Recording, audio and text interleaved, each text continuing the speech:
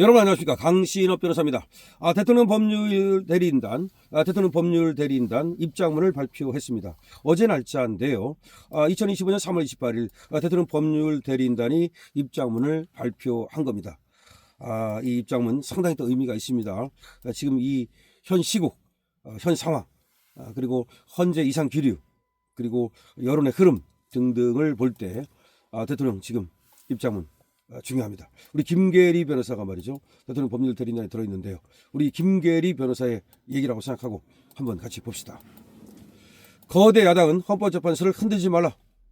대통령의 조속한 직무 복귀만이 국정 혼란을 수습하는 길이다.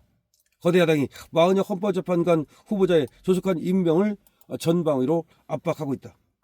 대통령을 탄핵하기 위해 자신들의 뜻에 따를 헌법재판관을 기어코 넣겠다는 뜻이다. 또한 거대 야당은 대통령 파면을 촉구하며 헌법재판소의 존재 이유에 대한 근본적 회의까지 거론하고 있다.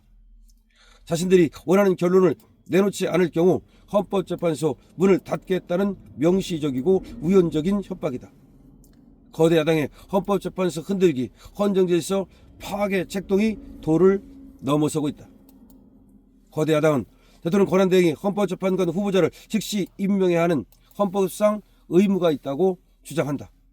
그러나 헌법 제111조 제2항은 헌법재판소는 법관의 자격을 가진 구인의 재판관으로 구성하며 재판관은 대통령이 임명한다고 규정하였으며 제3항은 제2항의 재판관 중 3인은 국회에서 선출하는 자를, 3인은 대법원장에서 지명하는 자를 임명한다라고 규정하고 있다. 대통령은 국회에서 선출한 3인을 임명한다는 것이지 임명해야 한다고 주장하고 있는 것이 아니다. 즉 헌법재판소 구성에 대한 참여권과 대통령의 재판관 임명권은 별도의 독립된 권리이므로 선출 또는 지명은 임명의 필요 조건이지 즉시 임명의 필요 충분 조건이 아닌 것이다. 지난 한덕수 권한대행 탄핵소추 기각 판결에서도 헌법재판관 사이는 권한대행의 임명 거부는 헌법재판소를 무력화시키기 위한 목적 또는 의사가 아니었고 헌법재판관 임명을 둘러싼 정치적 갈등이 지속되고 있어 국민의 신임을 배반한 경우가 아니라고 판단하였다. 더 나아가 1위는 헌법재판관 임명은 대통령의 권한이며 그 행사 기한을 규정하고 있지 아니하고 상당한 기간이 필요하기 때문에 아예 우연도 위법도 아니라고 판단하였다.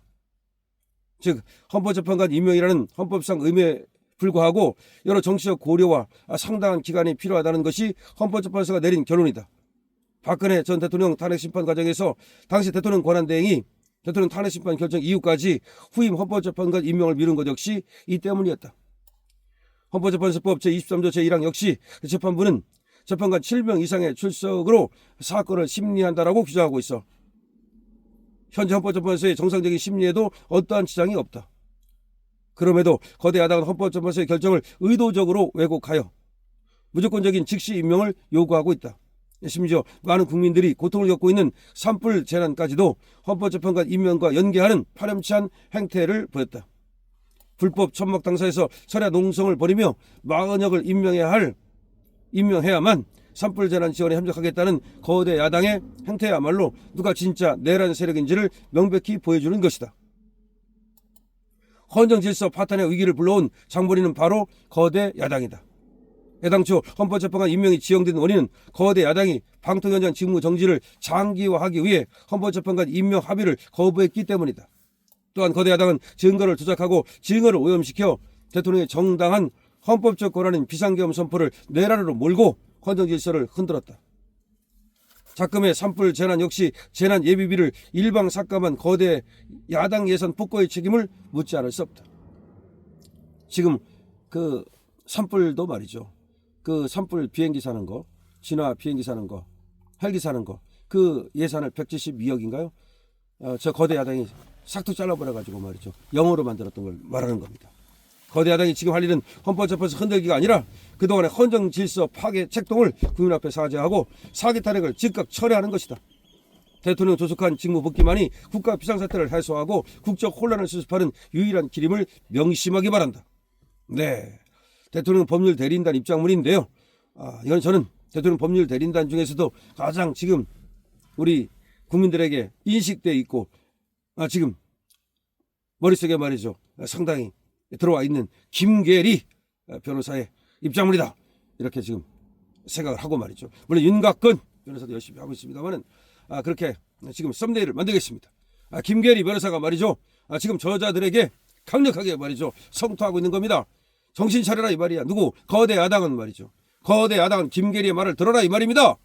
어디서 말이죠. 지금 우리 김계리 변호사는 젊은 여성 변호사고 말이죠. 얼마 전까지 말이죠. 출산하고 그렇게 육아하다가 말이죠. 개몽돼서 이번에 나타난 그런 변호사인데 지금 그 상황에서도 얼마나 애기 키우고 바쁘겠습니까? 또 변호사가 무슨 뭐 그렇게 또 이 하나 해가지고서 물론 여기에 지금은 집중하겠지만 말이죠. 일도 많고 또 육아 가사에 얼마나 바쁘겠습니까? 그럼에도 불구하고 이렇게 개몽됐다 그러면서 윤 대통령 사건을 맡아서 나타난 이유가 뭐겠습니까? 자기가 지금 낳은 이 아기가 말이죠. 이 자유민주주의 사이에서 그야말로 지금 우리보다는 더 나은 그런 어떤 자유를 누리면서 그런 민주주의 사이에서 그런 법치주의 사이에서 살기를 바라기 때문에 아니겠습니까? 우리보다는 더 나은 사회를 물려줘야 될 거 아닙니까? 지금 우리가 지옥을 물려줄 겁니까? 지금 저자들은 말이죠. 지옥을 물려주려고 아니 쟤들이 하는 식으로 하면 지옥이 되지 않겠습니까? 왜 지옥이 되느냐고요? 일당 독재가 되는데 지옥이 안 됩니까? 북한을 보십시오. 일당 독재라는 게 얼마나 무서운 것이지 여러분 아셔야 됩니다. 입법과 사법과 행정을 모두 한 사람이 손에 쥐고 그 사람 마음대로 할 수 있다는 것이 그게 일당 독재예요. 푸틴도 사실은 일당 독재 아닙니까? 형식으로만 아닌 것처럼 보이지만 그래서 자기 마음대로 전쟁을 일으켜서 지금 러시아의 젊은이가 씨가 말랐어요. 그래서 북한 군사까지 데려간 거 아닙니까? 지금 50만 명 사망설이 나옵니다. 아니 그러면 지가 그렇게 아무리 대통령이면 대통령이지 그런 전쟁을 일으켜가지고 수많은 젊은이들을 갖다가 죽음의 구렁텅이로 내몰 수 있는 권리가 있습니까? 있어요? 그 김정은은 그렇게 하잖아요. 그럼 여기도 일당 독재가 되면은 합법적으로 그렇게 할 수 있다니까요? 그것이 얼마나 무서운 건지 모릅니까? 정치가 그래서 무서운 거예요. 국민의 생사 여탈권을 진다니까요? 자, 그 사람에 따라서 경제가 발전하기도 하고 죽기도 한다니까요? 우리는 박정희 대통령 같은 분을 만나서 이승만 대통령 같은 분을 만나서 지금 이만큼 자유를 누리고 이만큼 경제를 누리고 좋은 아파트에 사는 걸 모릅니까? 정말 여러분께서 말이죠. 강신업 TV를 듣는 분은 알고 계시잖아요. 강신업 TV를 듣는 분은 그래서 보는 분은 이 영상을 많은 사람들한테 퍼다 날르고 얘기하고 강신업이 얘기하는 것을 목 터지게 얘기하는 것을 많은 사람들한테 전파해 주시기를 간곡히 말씀을 드립니다. 지금 김계리 변호사가 개몽됐다고 하는 것이 자기만 말하는 게 아니에요. 이 엄마가 대부분 말이죠. 그리고 자식을 키우는 사람들은 자식의 미래를 생각하고 그 애가 살아갈 세상을 생각하게 돼요. 자, 그래서 말이죠. 정말 자 일당 독재가 돼가지고 저 민주당 애들하고 저 민주당 국회의원들하고 쟤들만 잘 살고 잘 먹고 저 북한처럼 말이죠. 나머지는 다 개돼지 되는 세상을 원치 않는다면 그렇다면 정말 개몽돼서 다른 사람들을 개몽시켜야 된다는 점을 말씀을 드리겠습니다. 그래서 개몽이라는 말이 중요한 거예요. 여러분 김계리 변호사가 개몽이라고 한 말이 중요하다는 거 다른 사람들을 개몽시키는데 여러분도 나서주시기를 간곡히 부탁드립니다. 강신업 TV입니다.